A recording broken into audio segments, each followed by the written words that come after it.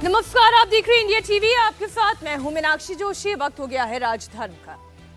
राजधर्म में आज शुरुआत उस साजिश के साथ जिसके बाद आज उत्तर प्रदेश का एक शहर दंगे की आग में जल उठा। बहराइच में आज लोगों के घर जलाए गए, शोरूम फूके गए, अस्पताल से लपटे उठी गाड़ियों को जलाया गया। दंगाई खुले आम उत्पात मचाते रहे। 24 घंटे के अंदर यहां पर दो बार बवाल हुआ। कल रात को उपद्रवियों ने दुर्गा विसर्जन पर पथराव किया, जिसमें एक युवक की मौत हो गई।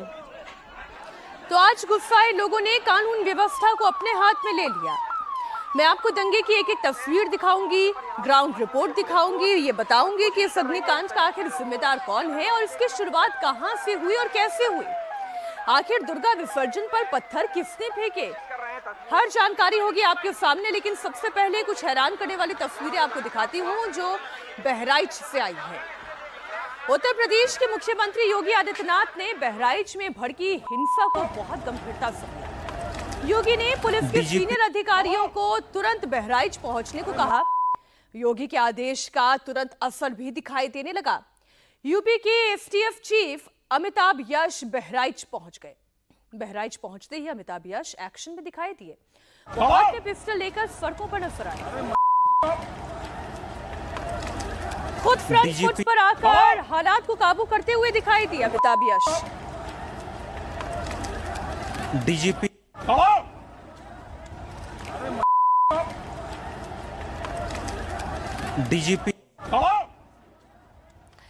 बहराइच में बवाल के बाद हालात पर फिलहाल काबू पाने की कोशिशें जारी हैं। बहराइच में इंटरनेट सेवा को सस्पेंड कर दिया गया है। पुलिस हालात पर काबू पाने की कोशिश कर रही है। दंगाइयों की धरपकड़ की जा रही है। अभी तक करीब 30 लोगों को हिरासत में ले लिया गया है। सीएम योगी ने एसटीएफ चीफ के साथ ही उत्तर प्रदेश के गृह सचिव संजीव गुप्ता को भी बहराइच पहुंचने को कहा है। प्रशासन का पूरा प्रयास हालात को काबू में रखने पर है, क्योंकि आज सुबह ही बहराइच से जो तस्वीरें सामने आई उसने सभी को हैरान कर दिया। भीड़ ने महाराजगंज इलाके में एक बाइक के शोरूम को फूंक दिया। शोरूम में रखी हुई गाड़ियां जलकर खाक हो गई। इस शोरूम के ठीक बगल में एक अस्पताल है। यह अस्पताल बचाया जा सकता था, लेकिन भीड़ इतनी बेकाबू हो चुकी थी, गुस्से की आग में ऐसे जल रही थी कि भीड़ ने अस्पताल को भी फूंक दिया। यह आग और भड़कती रही। कई घर भी आग के हवाले आ गए। भीड़ जब उत्पात मचा रही थी तो वहां पर पुलिस का एक जवान भी मौजूद नजर नहीं आया। ये तस्वीरें आपके सामने देखिए। संवाददाता विशाल प्रताप सिंह ने उस वक्त वहां क्या देखा। यहाँ पर जो एक एजेंसी नजर आ रही है, होंडा की, हीरो की एक एजेंसी नजर आ रही है। इसमें फिलहाल यहाँ पर आप देखिए कि कैसे आगजनी हुई है। ये लाइव तस्वीरें हैं बहराइच के महाराजगंज कस्बे से, जहाँ पर आप देखिए कि किस तरीके से जो एजेंसी है, एजेंसी की गाड़ी में बाकायदा आग लगा दी है। प्रशासन कह रहा है, पुलिस कह रहा है कार्रवाई होगी, कड़ी कार्रवाई होगी। और ये विजुअल देखिए, जो विजुअल्स हैं वो विजुअल्स अपने आप में डराने वाले हैं। नाराजगी होती है, प्रशासन कार्रवाई करता है, सभी तरीके की चीजें होती हैं, लेकिन अगर इस तरीके से किसी भी एजेंसी में घुस करके आप अगर आग लगाएंगे गाड़ियों में, तो ये देखिए कैमरामैन मकसूद इस समय पूरी अपनी स्थिति को देखते हुए वो विजुअल्स इंडिया टीवी के दर्शकों को दिखा रहे हैं कि किस तरीके से एजेंसी को अंदर से बाकायदा आग के हवाले किया गया है। और आग की तस्वीरें बताने के लिए काफी हैं कि गुंडागर्दी और आगजनी की ये तस्वीरें अब वाकई में पूरे बहराइच में आग की लपट की तरह फैल रही हैं। और ये पूरा शोरूम जो कि हीरो होंडा का है, ये पूरी तरीके से धू धू करता हुआ नजर आ रहा है। लखनऊ सेवा अस्पताल नाम का एक अस्पताल भी बाइक शोरूम के ठीक बगल में ही है। यहाँ भी भीड़ ने अपना गुस्सा उतार दिया। अस्पताल को तहस नहस कर डाला। वहाँ रखी हुई दवाइयों को जला दिया। जब इनको इलाज की जरूरत होगी तो रुख तो ये भी अस्पताल का ही करेंगे, लेकिन इसके बावजूद दिमाग काम नहीं किया इनका। आखिर किसी को अस्पताल से क्या दुश्मनी हो सकती थी, लेकिन जो कुछ हुआ वो तस्वीरें आपके सामने है।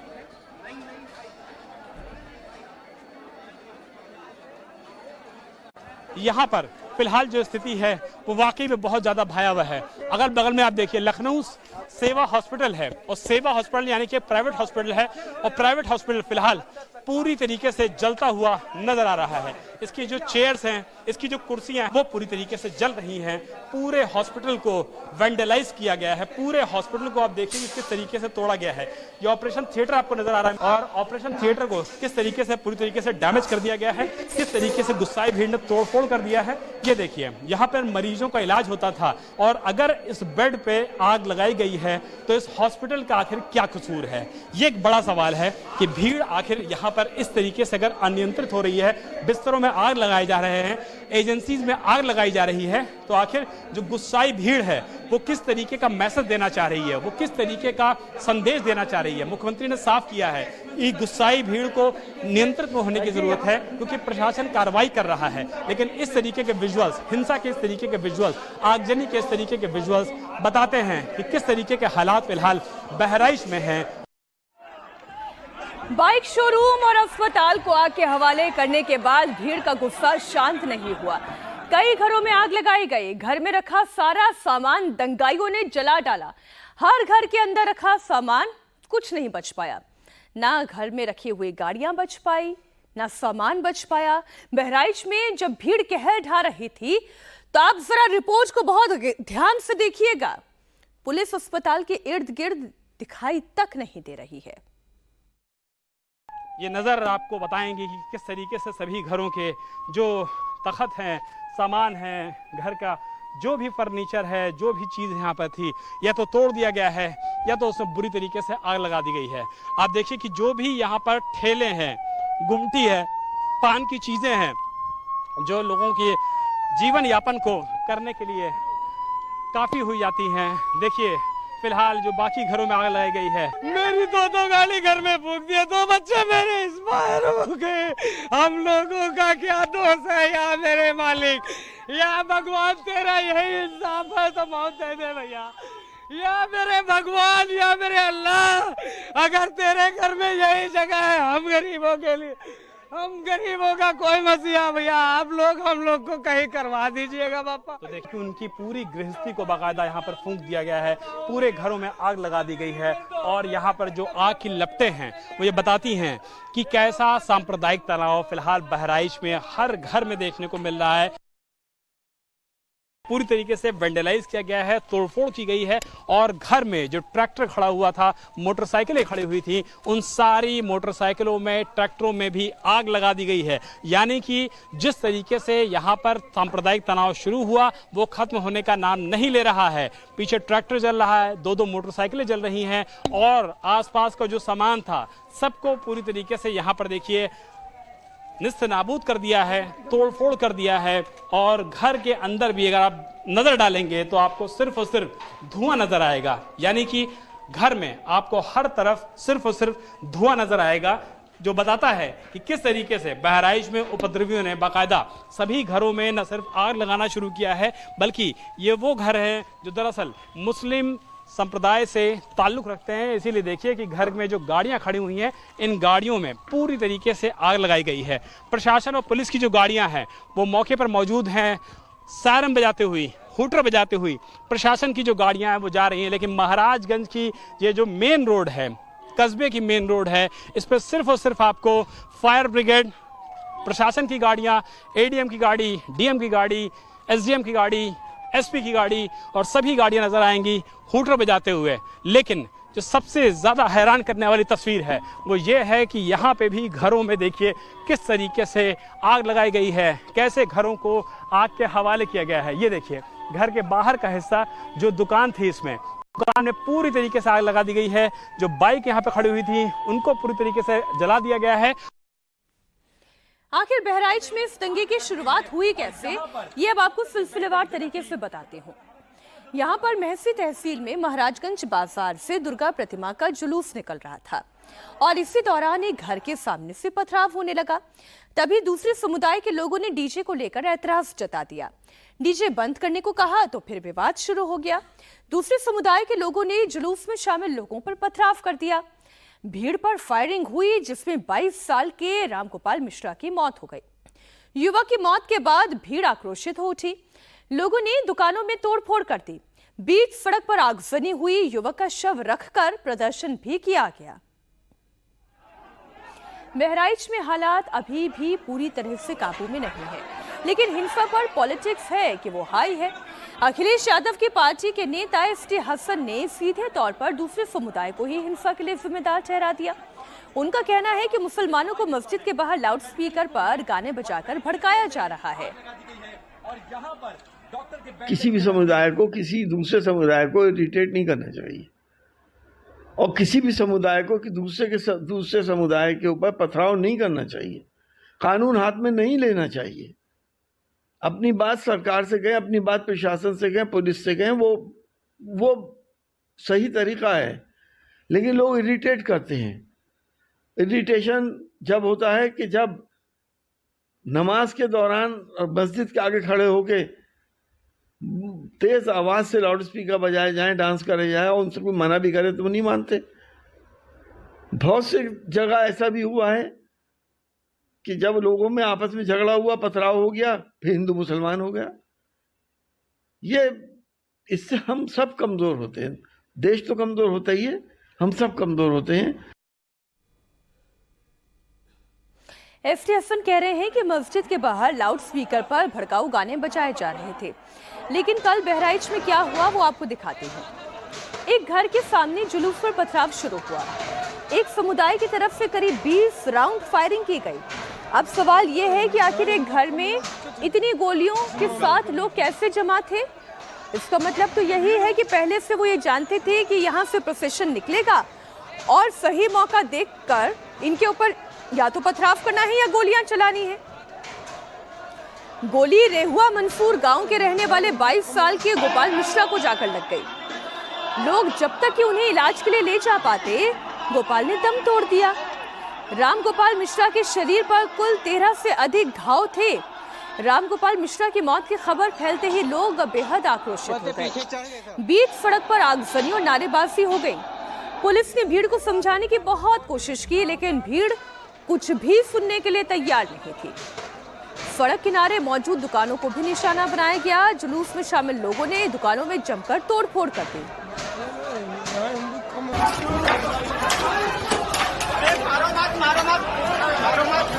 ये कल रात की तस्वीर है जब बवाल हो रहा था। कल के बवाल के बाद सुबह रामगोपाल मिश्रा के परिजन रामगोपाल मिश्रा के शव के साथ धरने पर बैठ गए। उनकी मांग ये थी कि आरोपियों को सख्त सजा दिलाई जाए और प्रशासन उनके घरों पर बुलडोजर चलाए।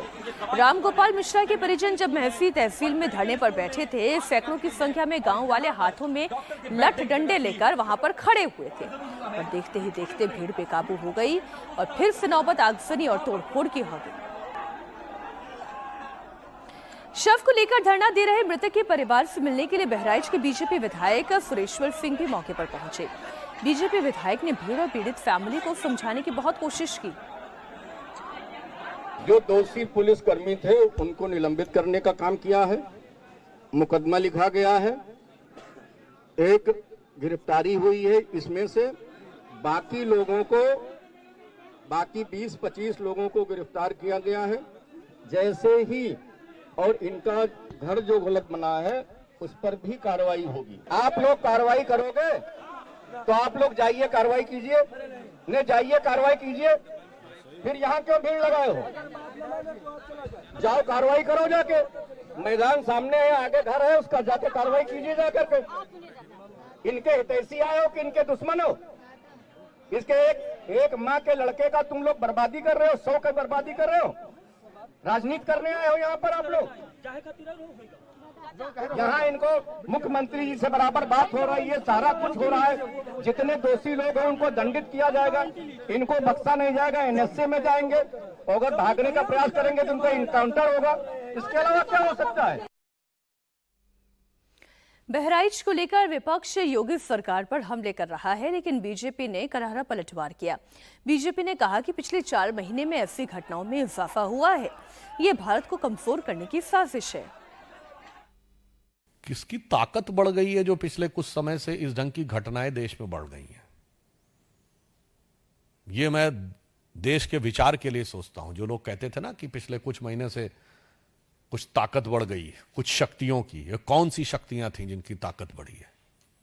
ये कौन सी शक्तियां हैं जो भारत को कमजोर करना चाहती हैं?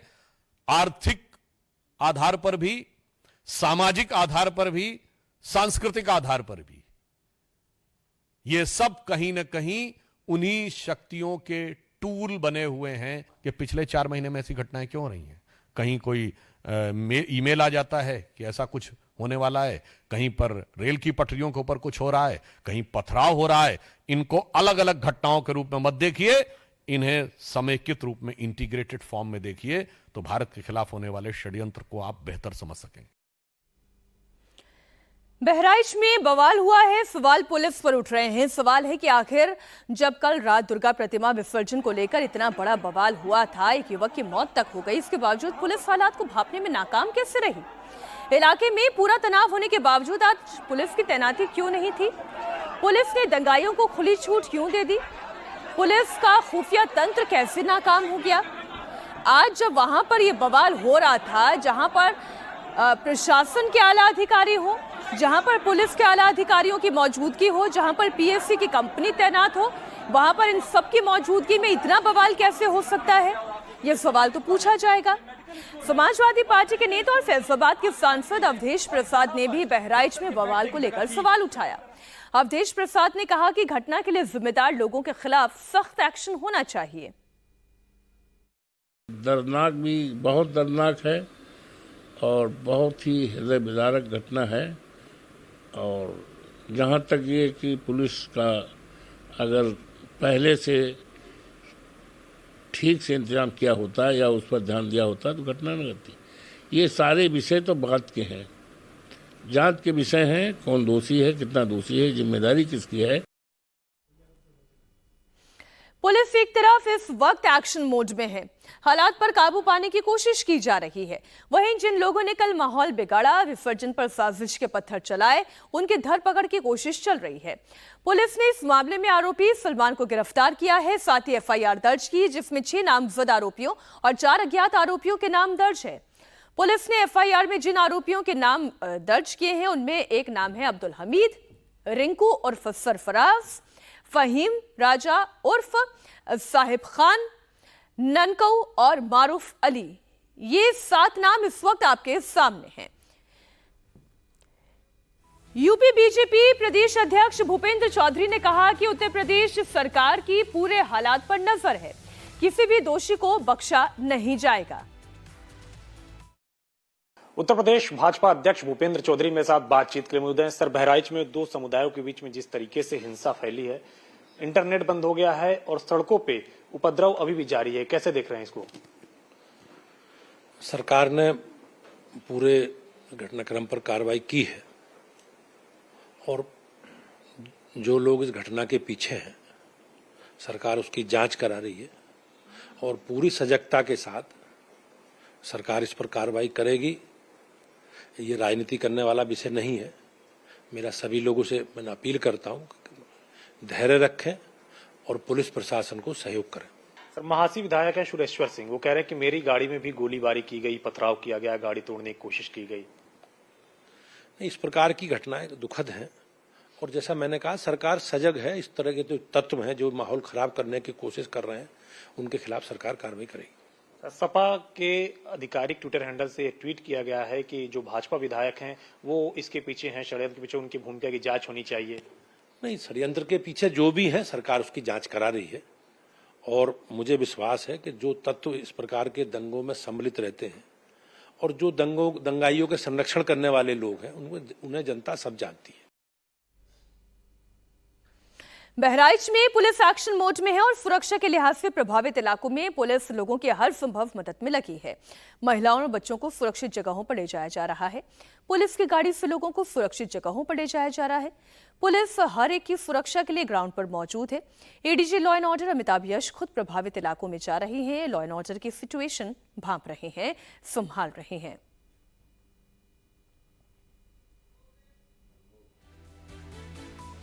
बहराइच में हुए कम्युनल टेंशन की एक एक तस्वीर मैंने आपके सामने रखी, एक एक डिटेल आपको दी।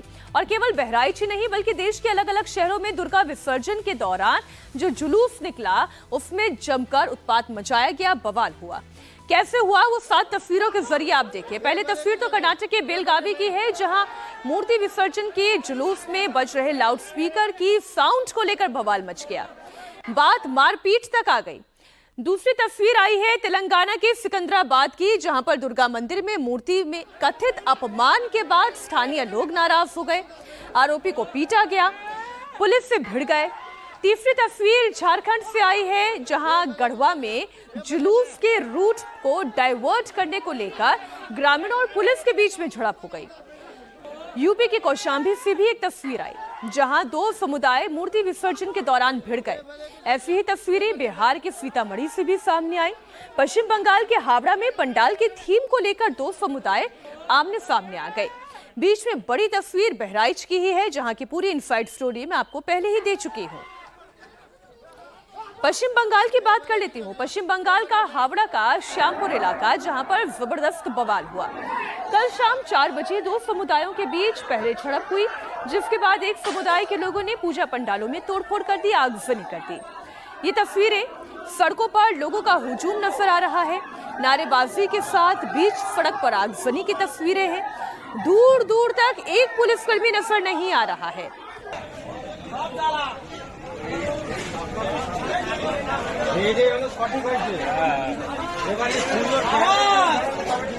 भीड़ ने दुर्गा पूजा के पंडालों को निशाना बनाया, जमकर तोड़फोड़ की और पंडाल में मौजूद फर्नीचर में आग लगा दी गई। बताया जा रहा है कि हावड़ा के श्यामपुर में इस बार पंडाल की थीम सर्वधर्म संभाव शांति थी।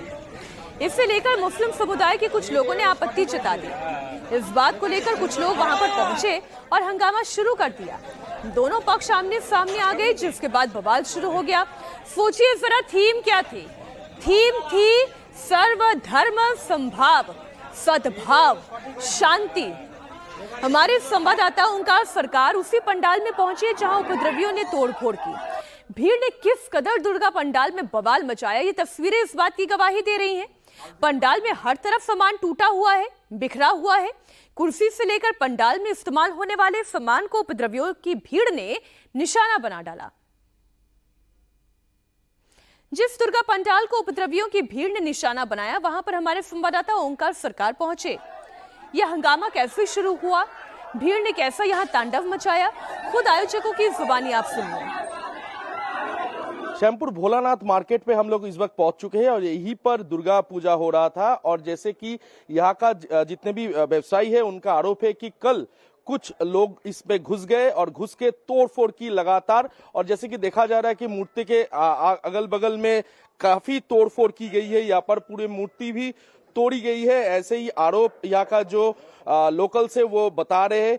क्या घटना हुई थी, पूरी घटना की बारे में हम जानने की कोशिश करेंगे यहाँ का जो पूजा उद्यमी है उनसे। दादा, क्या हुआ था कल 3 बजे एक दल आया था, तो वहाँ पे थाना पे घेराव किया था। उसके बाद सब लोग इधर उधर फैल गया, तो हम लोग का यहाँ पे भी एक पूजा है, तो यहाँ पैंडल में वो लोग घुस गया, कुछ लोग घुस के भांगचोर करने लगा। हम लोग कुछ लोग उसमें उन लोग को बारण किया, तो हम लोग को भी मारने लगा। आसपास जितना तो बाइक टाइक था सब लोग भांग दिया, आसपास जितना CCTV कैमरा था उसको सब तोड़ दिया। ठीक है, उसके बाद मोतीपुर प्रतिमा को भांगचोर करने लगा, हम लोग इधर उधर सब छूटने लगा। तब ऐसे ही हुआ था पूरा।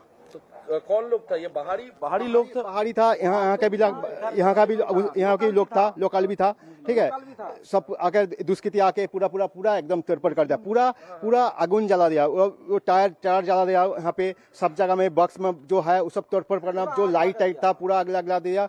कुछ लोग यहाँ पर घुस गए, घुसते हुए यहाँ पर तोड़फोड़ की और यहाँ पर प्रतिमा को जैसे तोड़ा गया, यहाँ पर जो पंडाल है उस पंडाल के ऊपर भी तोड़फोड़ की गई है। ऐसे ही आरोप यहाँ का जो स्थानीय लोग हैं वो लगा रहे हैं। तो जैसे कि देखा जा रहा है कि यहाँ पर अभी भी लोग डरे हुए हैं, सहमे हुए हैं, क्योंकि आज रात फिर से ऐसे ही तांडव तो नहीं मचेगा। इसी बात को लेकर अभी भी घबराए हुए हैं यहाँ का जो लोकल है।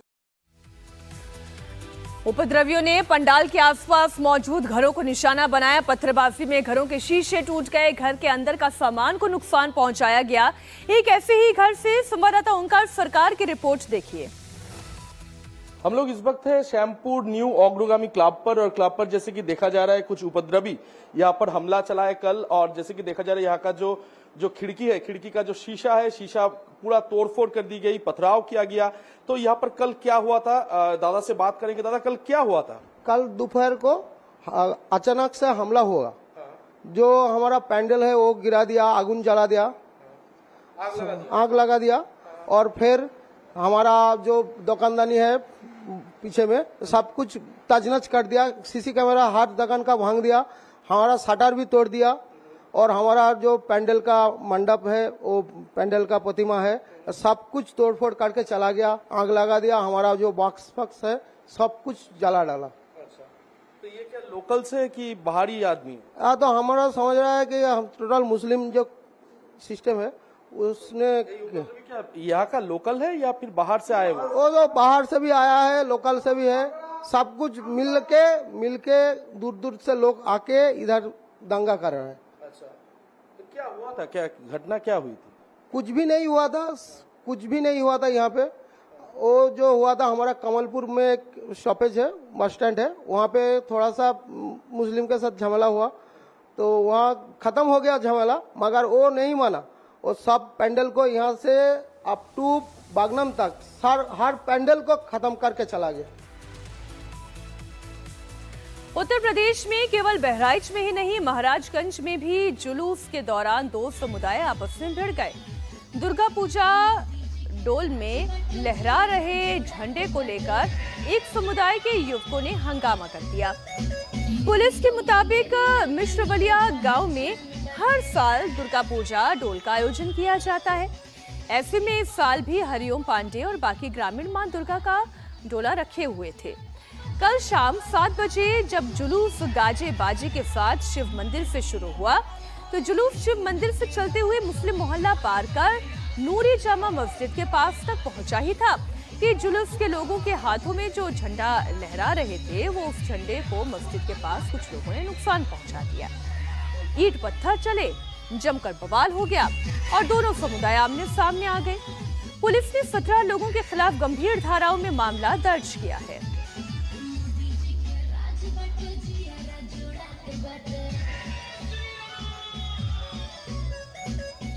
दुर्गा विसर्जन के जुलूस के दौरान नॉर्थ टू साउथ टेंशन देखने को मिली। आपको कर्नाटक के बेलगावी की भी एक तस्वीर दिखा रही हूँ। कर्नाटक के बेलगावी में विसर्जन के बाद लौट रहे लोगों पर दूसरे समुदाय ने अचानक से हमला बोल दिया। बताया जा रहा है कि जब जुलूस विसर्जन के लिए जा रहा था, तो एक दरगाह के पास तेज वॉल्यूम में गाना बजाने को लेकर विवाद शुरू हुआ। कुछ लोगों ने बीच बचाव करके मामले को शांत तो करा दिया, लेकिन जब जुलूस में शामिल लोग मूर्ति विसर्जन के बाद लौट रहे थे, तो फिर दूसरे समुदाय के लोगों ने हिंदू समुदाय के लोगों को निशाना बना दिया। आसपास मौजूद कार हो, बाइक हो, सब में तोड़-फोड़ की गई। ये वहां पर मौजूद एक वैन की तस्वीर आप देख रहे हैं। उपद्रवियों की पत्थरबाजी में वैन के शीशे तक टूट गए हैं, कुछ बाकी नहीं रहा है। खबर मिलते ही मौके पर पुलिस भी पहुंची। उपद्रवियों पर लाठीचार्ज भी शुरू हुआ। हंगामा कर रहे लोगों को दौड़ा कर पीटा गया। इलाके में अभी भी टेंशन बनी हुई है और भारी संख्या में पुलिस फोर्स की तैनाती है।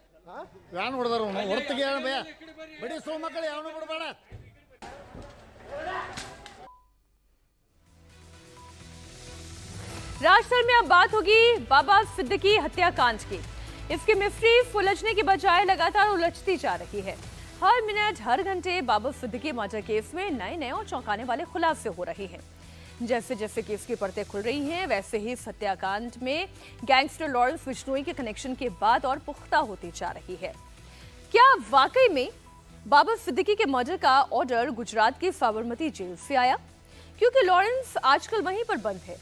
जिन लोगों ने इस वारदात को अंजाम दिया, उनका लॉरेंस बिश्नोई से क्या कनेक्शन है? हर क्राइम के पीछे कोई ना कोई मोटिव तो जरूर होता है। ऐसे में बाबा सिद्दीकी की हत्या के पीछे का बड़ा मोटिव क्या है, ये इंपॉर्टेंट सवाल है। बाबा सिद्दीकी हत्याकांड में एक नया नाम सामने आया है। ये नाम है ज़ीशान अख्तर का। जुल्मी नाम से कुख्यात ज़ीशान अख्तर का इस हत्याकांड में बहुत अहम रोल है। ज़ीशान अख्तर का लॉरेंस गैंग के साथ क्या कनेक्शन है, वो आपको आगे बताऊंगी, लेकिन पहले आप इसकी तस्वीर देख लें। आइए उन किरदारों से आपको रूबरू करा देती हूं, जिनका कहीं ना कहीं इस केस से जुड़े होने का कनेक्शन सामने आ चुका है और इनका लॉरेंस से भी कनेक्शन है। सबसे पहले वो 3 शूटर जो मौका वारदात पर थे। पहला शिव कुमार, बहराइच का रहने वाला, अभी भी वो फरार है। दूसरा धर्मराज कश्यप, ये भी बहराइच का ही रहने वाला है, जो पुलिस रिमांड पर है। और तीसरा गुरनैल सिंह है, जो पंजाब के कैथल का रहने वाला है, ये भी इस वक्त रिमांड पर है। चौथा और अहम किरदार विशान अख्तर है, जिसका जिक्र अभी थोड़ी देर पहले मैंने किया। मर्डर केस के लॉरेंस एंगल में विशान अख्तर इंपॉर्टेंट कड़ी है, क्योंकि ये सीधा लॉरेंस गैंग से जुड़ा हुआ है। 5वां नाम है सौरभ महाकाल, ये भी लॉरेंस गैंग का शार्प शूटर है। मर्डर केस में एक और किरदार का नाम जो सामने आया है वो है रणदीप, लॉरेंस गैंग का गुर्गा है और विदेश में रहता है। वहीं प्रवीण लोनकर और शुभम लोनकर नाम के ये 2 लोग भी इस केस में अहम कड़ी बन रहे हैं।